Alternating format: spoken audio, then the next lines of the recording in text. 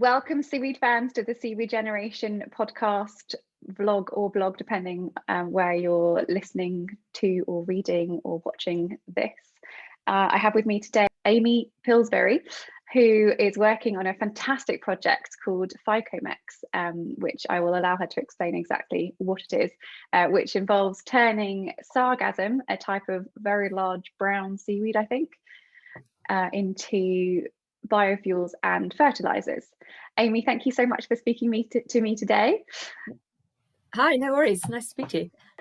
I'm very excited to have you here today because it's the first time I've done an interview about a large-scale industrial use case for seaweed, which is where my big excitement comes from, mostly about the seaweed industry. So let's start from the beginning. Can you give us a high-level overview of the Phycomex project? Of course, yeah, absolutely. So yeah, nice to speak to you. I'm excited to be the first person you're speaking to, actually. Yeah, so Phycomex basically is all kind of stemmed from a very specific type of seaweed, which is called Sargassum. So Sargassum since 2011, but also a bit more before that, but it hit really hard in 2011, is a type of brown seaweed, and it's free floating, so it creates really big mats. And in 2011 was the first year that we saw it kind of on a huge scale.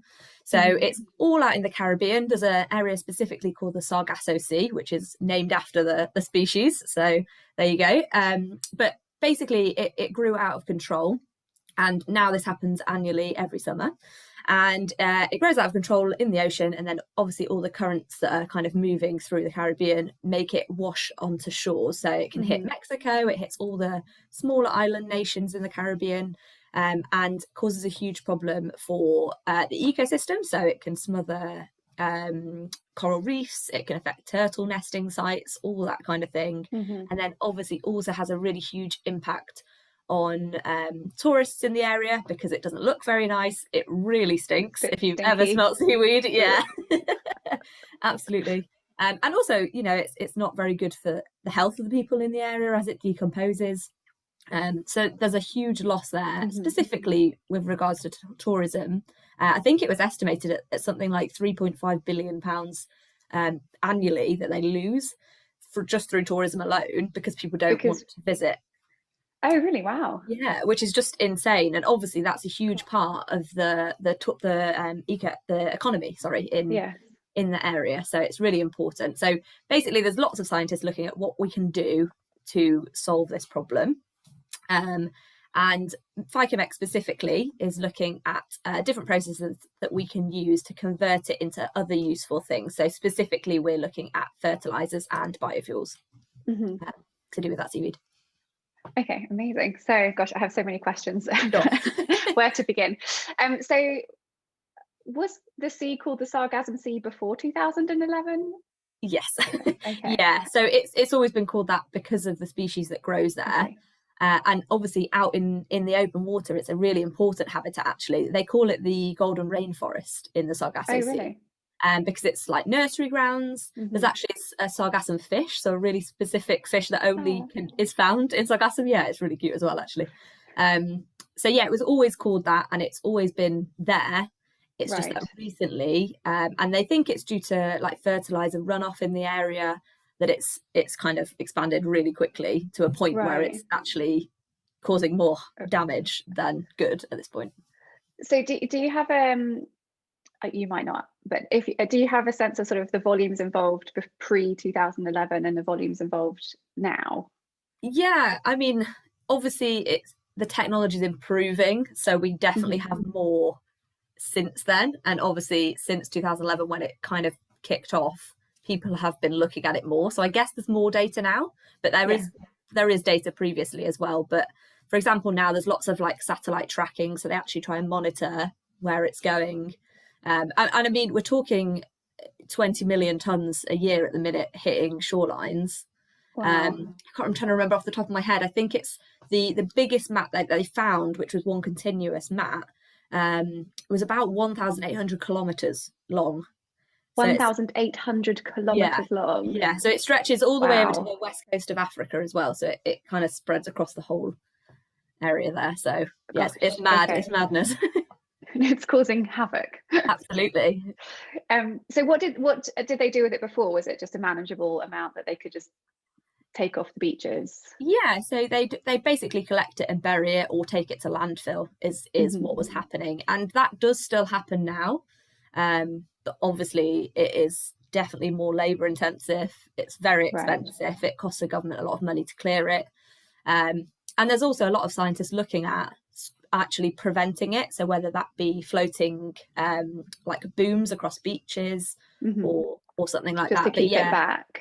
Just to stop it hitting the shoreline, yeah. Right, interesting. So let's talk about more about what you guys are doing with it.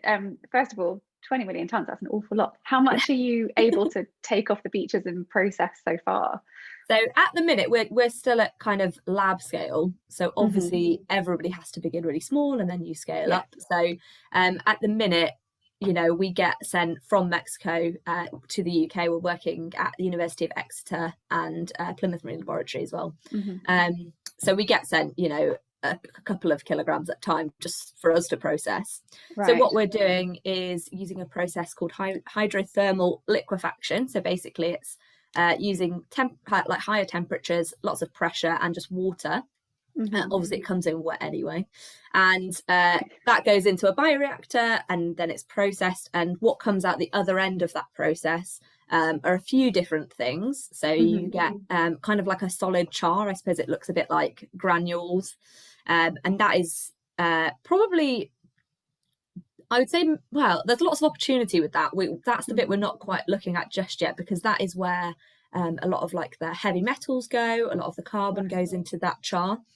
And then also you get a carbon dioxide gas, which is released, which eventually will hopefully run, you know, the system, if you like. So it can be fed back into the system to actually act as a fuel itself. Right. And then the bits that we're more interested in at the moment are like an aqueous phase, so like a liquid phase. And that is what we're using currently to use as fertilizers. So we're at the stage now where we're using that in plant trials. So we're seeing what we can grow and how good it grows on that part. And then you get like a bio crude as well. So I suppose the more oil viscous part. And that it would be where you get the biofuel from. So that goes on to be upgraded. So that can be either chemically or biologically digested by something. And then that can actually get fed into the existing fuel system as a biofuel. Okay. So when you say bio crude, is that, how similar is that to oil? Yeah, I mean, I suppose it is exactly what you think it is. Bio crude, yes, it's an oil essentially. It's just that it's the word bio obviously means that it's derived from a natural source, such as seaweed. Right. I suppose technically oil is derived originally from it. Well, true. Yeah, that's very true. Yeah, I suppose it is. Absolutely. Yeah, I mean, it's really similar. I suppose it's just they just call it bio crude, but it is an oil. That's really cool. So, how much? Say you've got a kilogram of sargassum, or I don't know, a ton of sargassum or whatever. How much of each of those compounds it comes out of the process? So like, I mean, rough percentages or so. Yeah, well, that's a really interesting question. So actually, the process we're looking at, you can actually use the conditions, which changes the outputs. So that I can't give you one very clear answer to that, because it depends on what conditions you use. So, for example, you know, you might put it in at, I don't know, 250 degrees for 20 minutes under whatever bar of pressure that you want to put it under. And it could give you more of the aqueous phase. But then equally, you could change those conditions and it would give you more of the biocrude. So the reason that this process is so interesting and why we're really excited in it is because of that, is because you could change the conditions to meet the demand of whatever, you know, whatever is going to be beneficial at the time. Right. So that's pretty amazing. Yeah, really interesting process for sure. Yeah. So is sargassum the only seaweed that this would work with? Is there, I mean, presumably you could stick anything in there. You could obviously, of course, yeah, you can try other things. So at the minute, obviously, our project specifically is looking at sargassum. Right, there's 20 million tons of it. Exactly, exactly, yeah. So yeah, it's definitely the one that's causing a big problem. But saying that, there obviously are lots of other like harmful algal blooms that could be processed in a similar way. The other thing to note, I suppose, about this process is that there's a kind of nothing it can't do, really. So obviously, in terms of just collecting seaweed out of the sea and chucking it into a machine that does all this stuff, you have to obviously think about plastics. Unfortunately, this day and age, we have to think about plastics that are within that and what problems they could cause. Right. The other things are obviously heavy metals. So we already know that this is being fed by fertilizer runoff. So you're going to get lots of other things within that. So, Yeah. Specifically the ones that we're looking at are arsenic, cadmium, things like that, which could cause a problem then if you're putting that into a fertilizer and putting it back on the land. Yeah. So we really have to think about those things. And obviously the other thing, which is not great in terms of an engineering point of view, is we're chucking a load of salt water into something metal. So, looking after that system is important as well. So we're looking at all of these things, and hydrothermal processing as a concept is actually really good at dealing with all of those things. So specifically plastics, it actually converts it kind of alongside the biomass, the seaweed that we're getting, and just puts it out into the products as well. And the heavy metals are fractioned all into that char. So it's so you kind could of sort of condensed, take that and put it somewhere else. Yeah, kind of. Yeah, I guess that's the point of it. So yeah, it's a really interesting process that way. Yeah, it sounds incredible. So do you think you could take the char with the heavy metals in and extract the heavy metals from it at some point, maybe, as well? Yeah, that's not something we've specifically looked at this stage, but yeah, definitely there's some extraction opportunities there that it could be used for something, for sure. So it's just kind of infinite. Yeah, the things that you could do with it. There's so many things. Gosh, that's really amazing. So this is probably maybe something that you guys haven't like gotten to the point of thinking about just yet, but do you have a sense or an idea of how you think all of the sargassum could be collected? Yes, so we've actually been speaking to a lot of people, so this is again another side of, I mean, to say there's hundreds of scientists looking at this stuff is an understatement. But yeah, so we've looked at lots of different things. So one of the things is once it hits the shoreline, obviously at that point, people are using like tractors, diggers to just kind of pick it up and move it. So we could use that system. But the other thing that is possibly more beneficial is to catch it actually before it hits the shoreline. So you're cutting out the problem for tourists, essentially, I suppose. But also that's obviously saving the economy.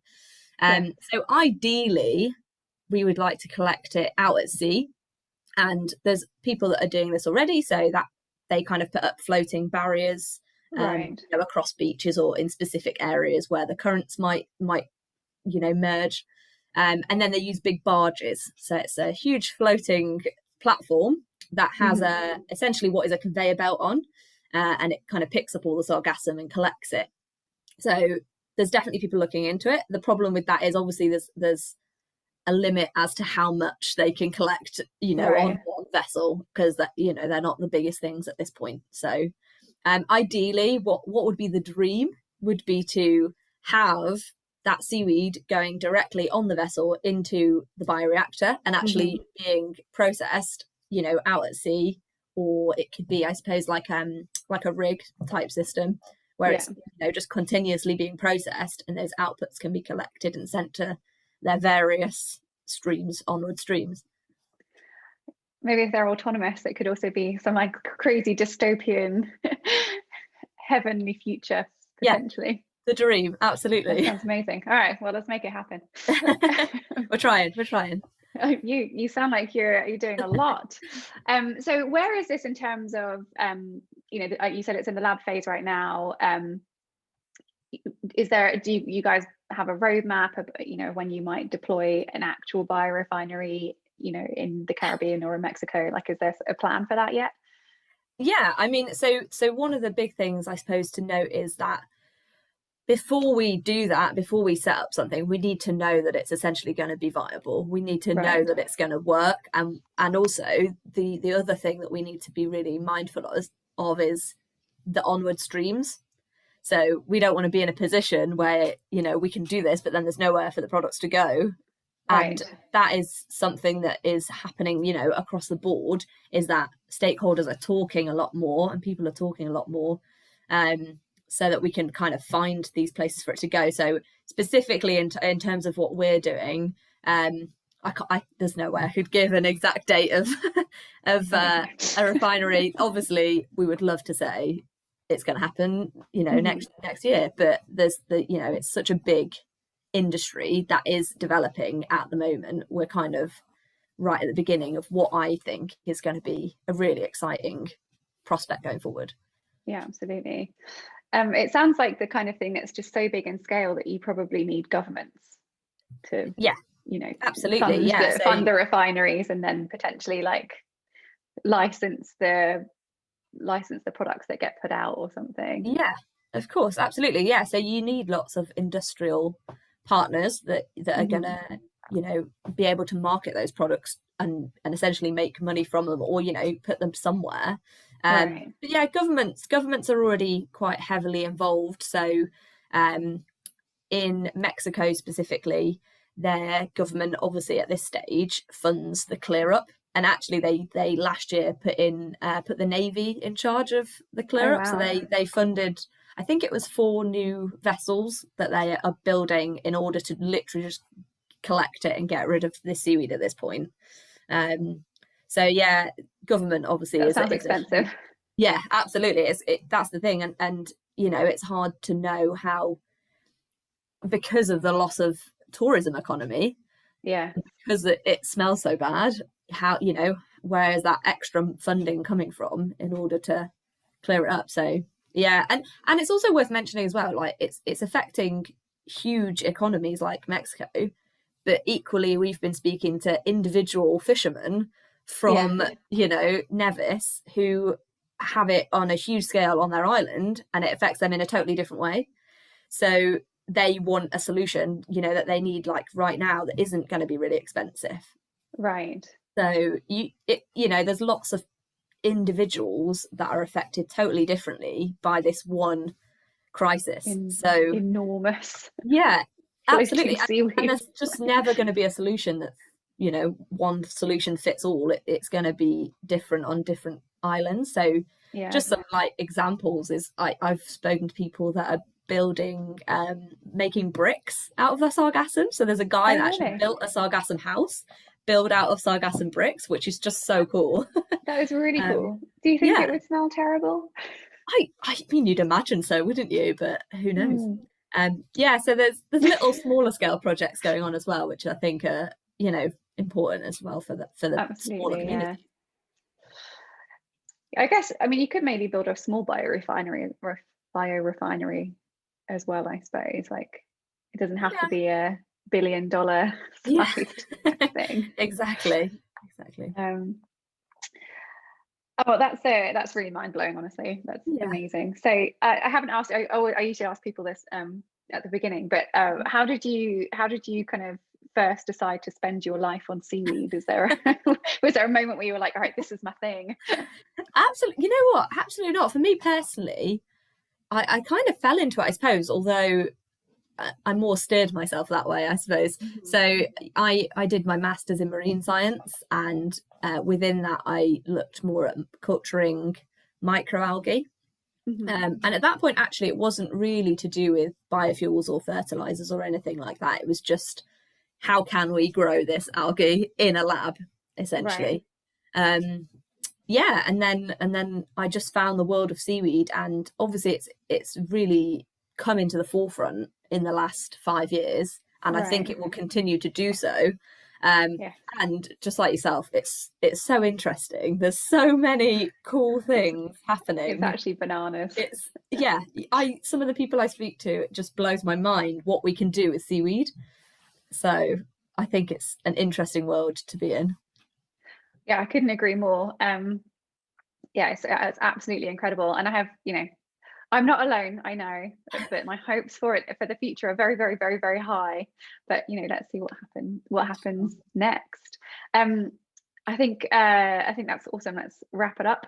Thank you ever so much for taking the time, Amy, and for educating us all on the Phycomex project and the wonders of seaweed.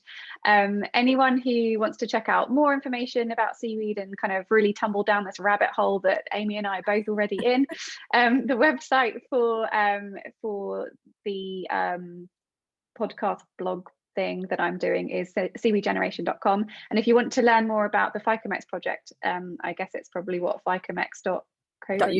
Yeah, Phycomex.uk. There you go. Okay. Can you spell it for us just so everyone? Yes, of course I can. So Phycomex and then .uk. Okay, perfect, awesome. Thanks so much, Amy. No Pleasure worries. speaking to you. Lovely to speak to you.